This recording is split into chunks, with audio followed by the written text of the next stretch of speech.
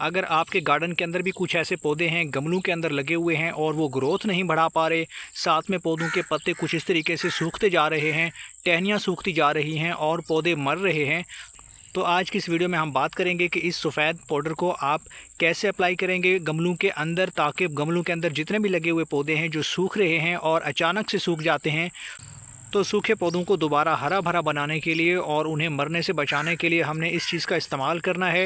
ये चीज़ आपको बड़ी आसानी से मिल जाती है, आपके किचन के अंदर भी ये हो सकती है। इसका इस्तेमाल करके हम अपने पौधों को मज़ीद सूखने से या मरने से बचा सकते हैं। तो इस सफ़ेद चीज़ को हम अपने पौधों पे कैसे अप्लाई करेंगे और इसका क्या बेनिफिट मिलेगा हमारे गमले के अंदर लगे हुए पौधों को, इसके लिए मुकम्मल इन्फॉर्मेशन आपको इसी वीडियो के अंदर देने वाला हूं। इसलिए आपने वीडियो को एंड तक देखना है। और अगर आप हमारे चैनल पे नए हैं और आपने अभी तक चैनल को सब्सक्राइब नहीं किया तो जल्दी से भाई के चैनल को लाइक कर दें, सब्सक्राइब कर दें और बेल आइकन के बटन को भी प्रेस कर दें, ताकि गार्डनिंग से जुड़ी जो भी वीडियो अपलोड हो तो उसका नोटिफिकेशन आप तक पहुँच सके। तो चलिए दोस्तों, जल्दी से वीडियो को शुरू करते हैं। तो दोस्तों, इस फर्टिलाइज़र को अपने पौधों की मिट्टी के अंदर अप्लाई करने से पहले हमारे लिए ये जानना ज़रूरी है कि आपके पौधे सूख क्यों जाते हैं, ड्राई क्यों हो जाते हैं। लश ग्रीन पौधे हमारे अचानक से सूख जाते हैं, टहनियाँ खाली हो जाती हैं और सारे के सारे पत्ते खुश्क होकर गिर जाते हैं। तो दोस्तों, सबसे पहला और अहम पॉइंट यह है कि आप पौधों की मिट्टी के अंदर यानी गमलों के अंदर ओवर वाटरिंग करते हैं, पानी ज़्यादा देते हैं। अगर आपके पौधों की मिट्टी के अंदर ज़्यादा कीचड़ रहता है, ज़्यादा पानी खड़ा रहता है और वो पानी एक्सेस ऑफ वाटर जो होता है वो बाहर ड्रेन नहीं हो पाता प्रॉपरली, वो पानी जो है वो नीचे से ड्रेन नहीं होता, तो इसकी वजह से क्या होता है कि पौधे की मिट्टी के अंदर काफ़ी सारा कीचड़ जमा हो जाता है और पौधे की जो जड़ें होती हैं वो ख़राब होना शुरू हो जाती हैं, डैमेज हो जाती हैं और ज़्यादा पानी की वजह से फंगस लग जाता है।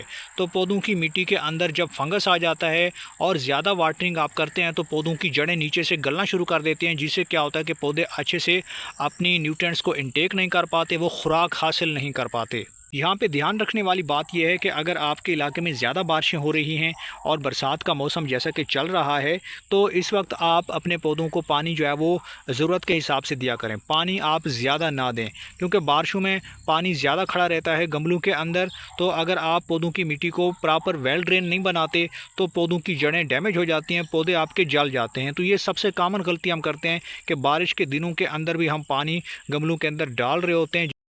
इसके बाद दोस्तों, दूसरा बड़ा अहम पॉइंट ये है कि अगर आप पौधों की मिट्टी प्रॉपर अच्छे से तैयार नहीं करते, यानी कि कोई भी मिट्टी आपने डालकर गमले को भर दिया है तो उसमें आपका पौधा अच्छे से ग्रोथ नहीं कर पाता, पौधा कमज़ोर हो जाता है क्योंकि मिट्टी उसके मुताबिक नहीं बनी होती। अक्सर बार हम कोई भी मिट्टी उठाकर गमलों को भर देते हैं जिसमें हम पौधा लगा रहे होते हैं, तो वो बहुत जल्दी ड्राई हो जाती है मिट्टी। साथ में वो मिट्टी जो है वो बहुत ज़्यादा हार्ड रहती है और उसके अंदर कोई ख़ास तरह की कोई न्यूट्रिशनल वैल्यू भी नहीं होती। अगर आप कोई भी आम सी मिट्टी उठा के पौधों के गमलों में डाल देंगे और पौधे को लगा देंगे तो उससे पौधा अपनी मतलूबा खुराक हासिल नहीं कर पाता, उसे न्यूट्रिएंट्स नहीं मिल पाते, जिससे पौधे की ग्रोथ रुक जाती है और सालों तक वो वहीं उसी जगह पे खड़ा रहता है, कोई ग्रोथ नहीं बढ़ा पाता। तो कोशिश करें कि पौधों की मिट्टी अच्छे से तैयार करें, वेल ड्रेन मिट्टी तैयार करें। मैं अक्सर वीडियो में बताता रहता हूँ कि 50% आप कोई भी जो भल मिट्टी होती है जो नर्सरी से आपको आसानी से मिल जाती है आप वो ले लें और इसमें कोई भी कंपोस्ट आप ऐड कर दें। आपके पास वर्मिंग कंपोस्ट है तो वो भी ऐड कर सकते हैं, अगर लीफ कंपोस्ट है तो वो भी आप ऐड कर सकते हैं। बरसात के मौसम में कोशिश करें कि पौधों की मिट्टी आप अच्छे से तैयार करें। यही वो मौसम होता है जिसके अंदर अगर आपका कोई भी पौधा सूख रहा है और आप थोड़ा सा एहतियात कर लेते हैं, उसकी केयर कर लेते हैं, तो वही सूखा पौधा भी आपका दोबारा से हेल्दी हो सकता है। क्योंकि बरसात के मौसम में अगर कोई भी आप सीडलिंग कर रहे हैं तो वो भी अच्छे से ग्रोथ करती है। हर पौधा जो है वो दोबारा से सरसब्ज होना शुरू हो जाता है और एक नई जान उनमें आना शुरू हो जाती है। इसके अलावा दोस्तों, तीसरी और अहम वजह ये हो सकती है कि अगर आपके पौधे की मिट्टी के अंदर न्यूट्रिशनल वैल्यू कम हो चुकी है, यानी कि फ़र्टिलाइज़र आप पौधों को नहीं दे पा रहे, प्रॉपर उसके हिसाब से नहीं दे पा रहे, तो पौधे जो है वो अपने न्यूट्रिएंट्स इनटेक नहीं कर पाते, जिससे पौधे की ग्रोथ वहीं पर रुक जाती है। इसलिए कोशिश करें कि पौधों के लिए मिट्टी वेल ड्रेन बनाएँ, न्यूट्रिएंट्स रिच बनाएँ। तमाम न्यूट्रिएंट्स इसके अंदर अवेलेबल होने चाहिए, चाहे वो माइक्रो न्यूट्रिएंट्स हैं या मैक्रो न्यूट्रिएंट्स हैं, दोनों की ज़रूरत जो है वो पौधे को होती है। तो दोस्तों, अब हम बात कर लेते हैं अपने पौधों को हरा भरा बनाने के लिए। अगर पौधे सूख गए हैं तो कोई बात नहीं है, इस पाउडर का हम इस्तेमाल करके पौधों को दोबारा से लश ग्रीन बना सकते हैं।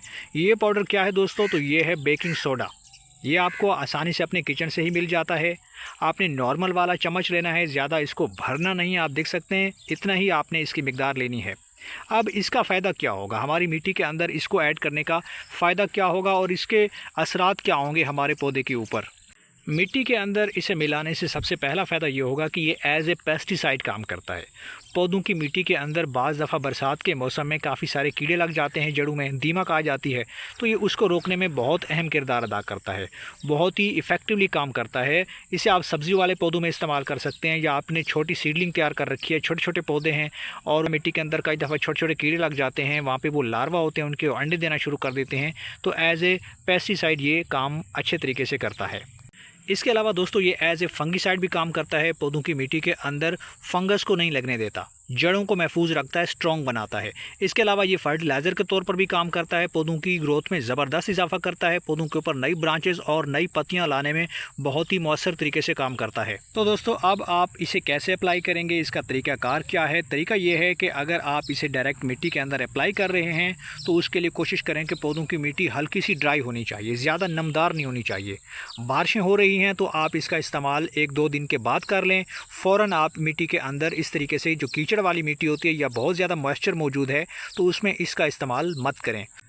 तो दोस्तों बेकिंग सोडा को इस्तेमाल करने से पहले कोशिश करें कि पौधों की मिट्टी के अंदर आप गुड़ाई कर लें। गुड़ाई करने के बाद अब आपने करना यह है, कुछ इस तरीके से इसको स्प्रिंकल कर देना है। थोड़ा सा आपने स्प्रिंकल कर देना है, ज़्यादा स्प्रिंकल नहीं करना, बस इतना सा काफ़ी है। इसके बाद आप कोशिश करें कि किसी भी गार्डनिंग टूल की मदद से आप इसे हल्का सा मिट्टी के अंदर इसको मिक्स कर दें। तो ये एक पहला तरीका आपको मैंने बताया है। इसके बाद मैं दूसरा तरीका भी आपसे शेयर करने वाला हूँ अपने पौधों को हेल्दी बनाने के लिए। तो ये हो गया पहला तरीका। अब इसके बाद मैं आपसे दूसरा तरीका शेयर करने वाला हूँ, जिसके इस्तेमाल से आपके सूखे पत्ते दोबारा से हरे होना शुरू हो जाएंगे। यहाँ पे दूसरा तरीका ये है कि आपने एक बोतल लेनी है, तकरीबन उसके अंदर 1/2 लीटर आपने पानी लेना है, और पानी लेने के बाद अब आपने करना ये है, बोतल के अंदर आपने इस बेकिंग सोडा को थोड़ा सा आपने मिक्स कर देना है, कुछ इस तरीके से इसके अंदर आपने डाल देना है। तो इस तरीके से बोतल के अंदर आपने डाल देना है, और उसके बाद आपने करना ये है, थोड़ा सा आप इसको शेक कर लें। शेक करने के बाद अब आपने ऊपर से इसको एयर टाइट कर देना है। ये स्प्रेयर बोतल है, और इस स्प्रेयर बोतल की मदद से अब आपने पूरे पौधे के ऊपर इस तरीके से आपने स्प्रे कर देना है। इस तरीके से आप अपने पौधों को सूखने से बचा सकते हैं, और पौधों के ऊपर किसी भी तरह की कोई बीमारी का अटैक भी नहीं होगा। इसके बाद ये स्प्रे आपने दोबारा कब करना है, तो हर 10 दिन के बाद आप इसी तरीके से पौधों के ऊपर स्प्रे कर सकते हैं और अपने पौधों को हेल्दी बना सकते हैं। सूखे पौधों को फिर से आप लश ग्रीन बना सकते हैं। तो ये थी इन्फॉर्मेटिव वीडियो। मैंने आपके साथ एक बेहतरीन तरीका शेयर किया है, जो बहुत सिंपल भी है और सस्ता भी है। उम्मीद करता हूँ कि आपको ये वीडियो पसंद आई होगी। वीडियो पसंद आए तो वीडियो को ज़्यादा से ज़्यादा लाइक कर दें, शेयर कर दें, और अपने भाई के चैनल को सब्सक्राइब कर दें।